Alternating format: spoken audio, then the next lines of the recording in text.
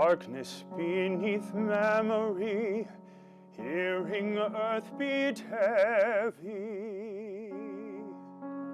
This week on KSL Plus.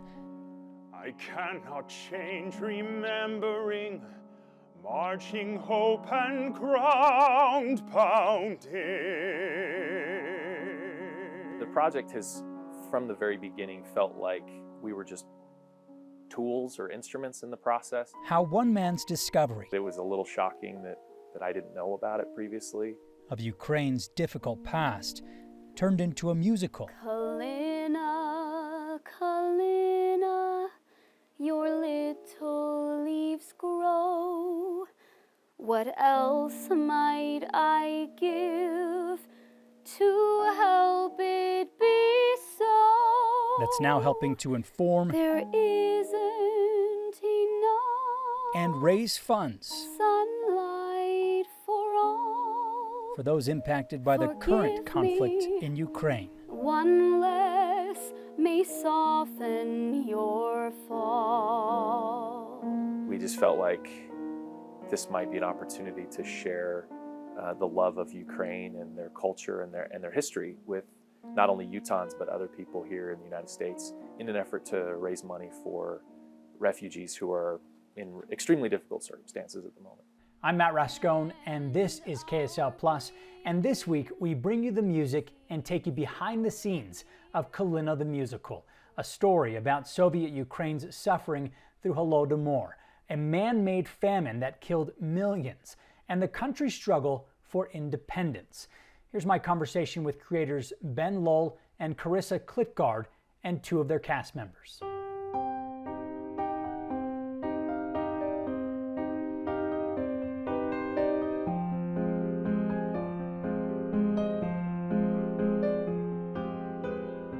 Honestly, I felt impressed to write a musical. This is like 6-7 years ago, and so it's kind of a weird idea. That doesn't happen to most people all the time, and I'm not much of a composer at the time, right? And so it was quite a feat in my brain to do something like that. I'd done some reading about Ukraine's history and learned about Holodomor, which is this, Stalin's genocide of millions of Ukrainians in the 30s. It's just prior to the Holocaust, about 10 years. And as I was reading and researching about it, it was a little shocking that I didn't know about it previously. I was a little astounded that it wasn't something that I learned about in school, and talking to a lot of friends and family, they also hadn't heard about it. But I'd always been fascinated with World War II history, and I thought it was strange that I had never really seen it represented on stage before. And being a performer and really caring about storytelling myself, I just thought it would be a really unique way to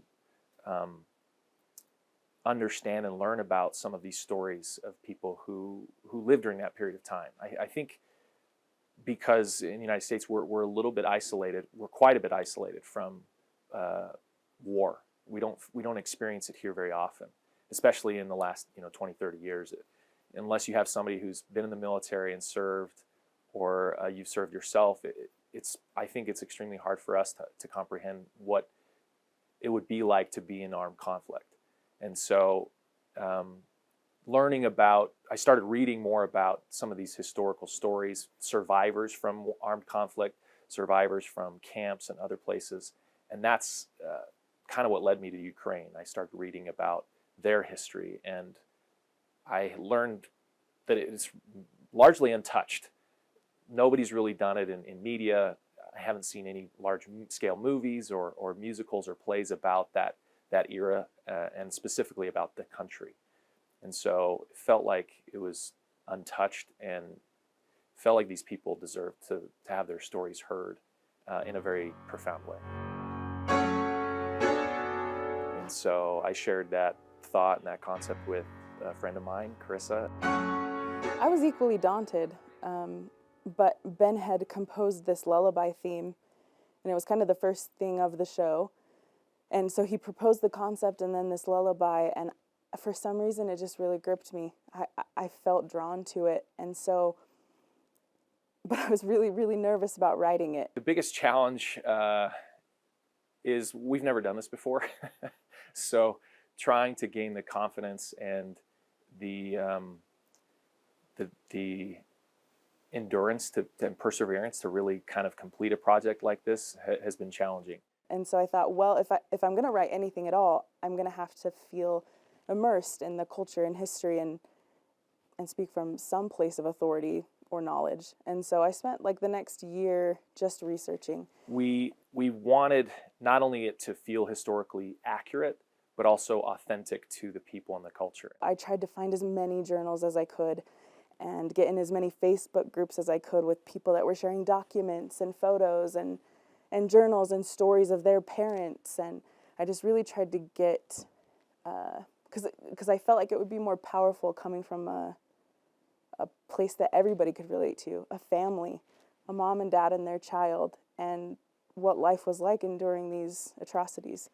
And so, yeah, that was my process. And once I felt like I understood, at least on some level, their customs, their culture, their history, what it might have been like to live in that time, I began kind of drafting an outline. And then Ben and I started to work really closely. I would write a couple of scenes and then share them with him, or write a song that I felt like was appropriate, and then we would kind of go back and forth on music, and I'd adjust some lyrics, and so it was really a tandem effort.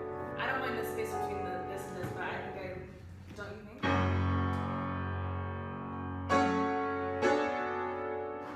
So we feel this sense of duty to tell it correctly and accurately as best we can.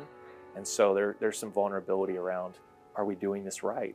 And are people from that region going to connect to the story and that we've shared? So it's delicate, right? We want to make sure that they feel like it means something to them and that it's not about us at all. It's really truthfully about Ukraine and their history. And our bleeding, cease our fears, till petals fall onward, our haven now near. So it begins in 1929. Collectivization had started in the region, but it was still voluntary. And so the story starts there with a family and their neighbors and their extended family that live in this rural farming village that we're putting kind of just north of Kyiv, Ukraine. And so it follows them as the Holodomor gains momentum and Stalin's demands increase more and more, and the danger increases, and there were fatal consequences to not abiding by these rules about collectivization, and they were losing their livelihood. And so it follows these people as they struggle with literally starving to death. So not only is their pride taken and everything they've worked for and the way that they make their living by joining these collective farms, but then there's never anything given back to the people, and they literally would starve. If they stole even a little bit of grain from a field, they would be shot or sent to a gulag camp or imprisoned and killed later.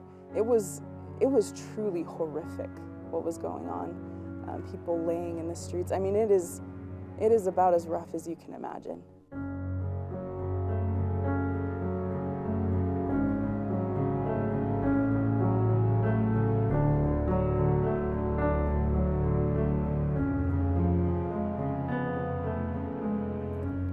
It's a pretty harrowing backdrop in which to put a musical, right? And we wanted to be very, very delicate about how we approached that.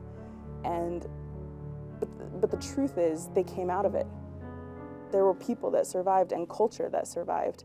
And so while we want to pay good tribute to truly how horrible those circumstances were, we also want to say that there was hope. People were fighting, people were trying to survive, and that human impulse to just survive and sacrifice and we felt like that was the true focus of Act 1.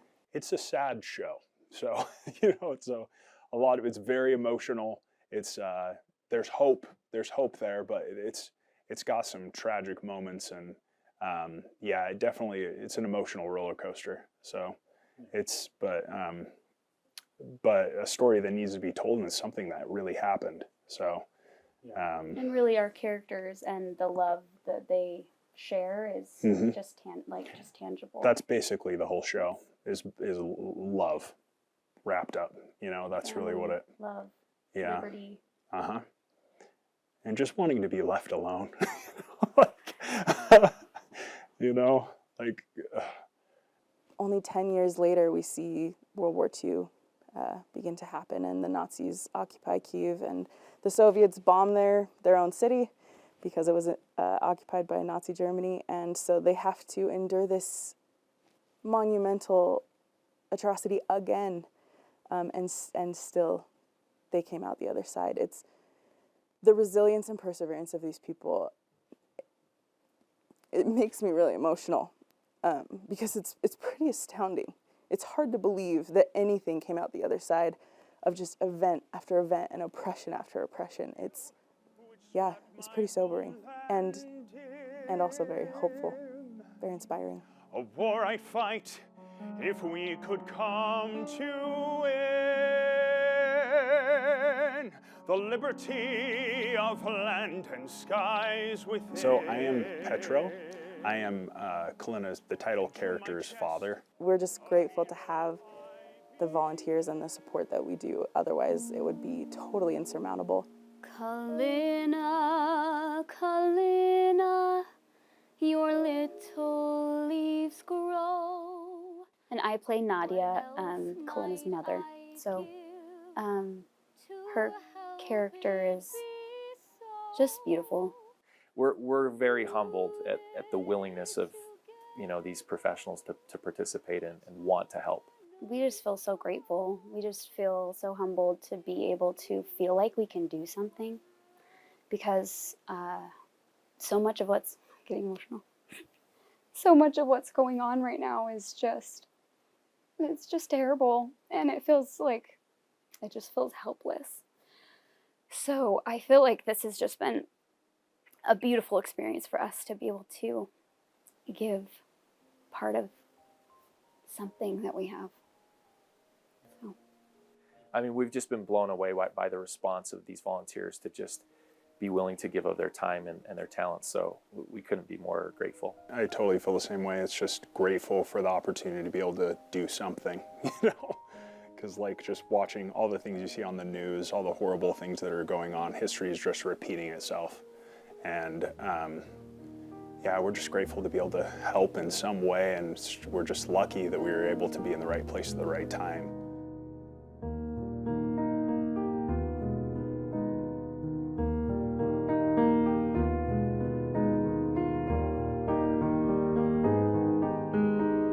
We performed it in they call it a workshop. So it's just a staged reading of performance. And we did this back last fall for the first time. And so it was the first time we were able to see the show all the way through with performers and music and lines and everything. And since then we were going to start making changes and updates and edits and things that we wanted to change and improve. So we were kind of passively working on that. And of course we saw in the news, Ukraine and Russia's tensions were rising, and finally Russia invaded, and we were devastated. I mean, we cared about it before, obviously, and our hearts were 100% with Ukraine when we did the reading. And then as we watched these news events happen, it was hard for it to even sink in. I couldn't believe what I was seeing. It was hard. Yeah, it was really hard to comprehend that they would go through this again after they finally got their freedom. Yeah, I mean, devastating. That's the real word for it. And I had people that I knew there in Kyiv that were in bomb shelters. I mean, it was, yeah, devastating. I think it brings a lot of emotion to the surface, because there's not a separation anymore of time. So it's currently happening, and we see the footage, and we see all of those people being uprooted from their homes, their lives. They don't know if or when they will go back to what they ever knew. It's surreal. It feels very surreal. And of course we would never want to perform this under these circumstances. That would never be our wish. but because it's happened and we had this piece of theater that's about Ukraine and we felt like very relevant to what's going on now, could we leverage this to help both with funding and just to celebrate who they are and honor them in some way? We feel helpless being here and just watching news reports, and so we felt like this would be just one small way we might be able to contribute to help not only raise money for refugees, but also create some more allies to the cause, help people understand, yes, this is a difficult time for Ukraine, but beyond just the current struggle, they have a very vibrant culture and a very strong identity that's fueling the conflict today. They're defending their country and their identity that has been threatened so many times in the past. And so I think if people can understand the historical aspects and also hopefully see that the beauty in their culture, they'll fall in love with Ukraine just like we have. Suddenly, Kalyna the Musical was more than just a compelling story. It was an opportunity to help. We've got to do something. This is inhuman. And it's happening to the Ukrainians now. That is where the Amar Foundation comes in, and U.S. Friends of Amar based in Salt Lake City. Kalyna the Musical tells the story of a family that lived through Holodomor, a horrific time in the history of Ukraine when millions were killed. I cannot change remembering. After the start of the current war in Ukraine, the show's creators approached Amar to help make the show a reality and to use it to help Ukrainians.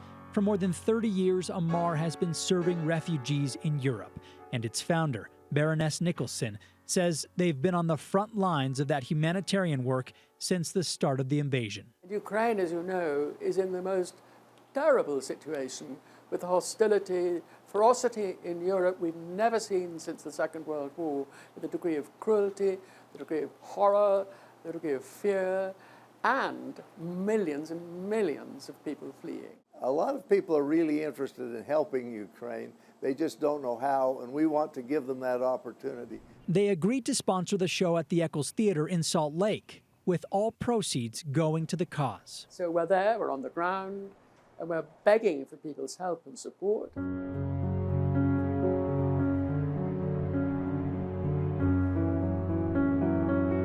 The project has, from the very beginning, felt like we were just tools or instruments in the process, and that it's been kind of, I guess for lack of better terms, guided in a deeper sense. We just feel like we've been part of it, kind of passengers on the train almost. Yeah, it's difficult to describe. It's really humbling. I mean,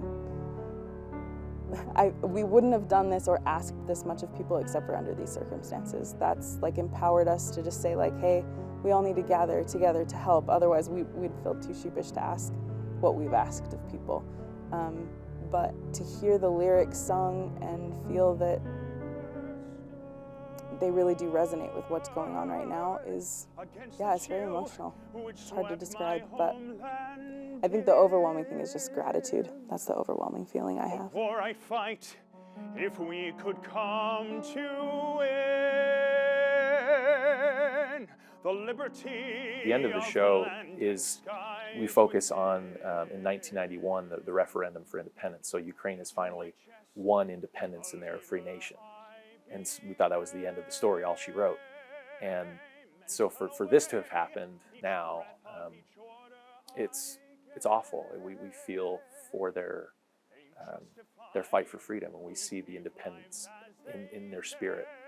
And what's really interesting and poignant is that when you see the show, when you see some of the storylines that were written in, and some of the music, the lyrics especially, it may seem like we wrote this post the conflict, and it's completely the opposite. There's no way we could have, done all that in the last 2 months.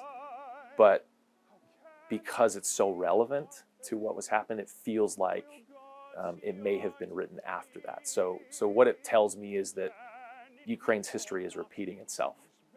We're seeing this has happened before in different variations, and so we want people to see that and feel that and know that this country, deserves a chance at their freedom and longer than just, 20, 30 years. Had a chance for a conquest even so. These ruthless leaders whom my allegiance follow true, honor take into my hands, life or death, what do I choose?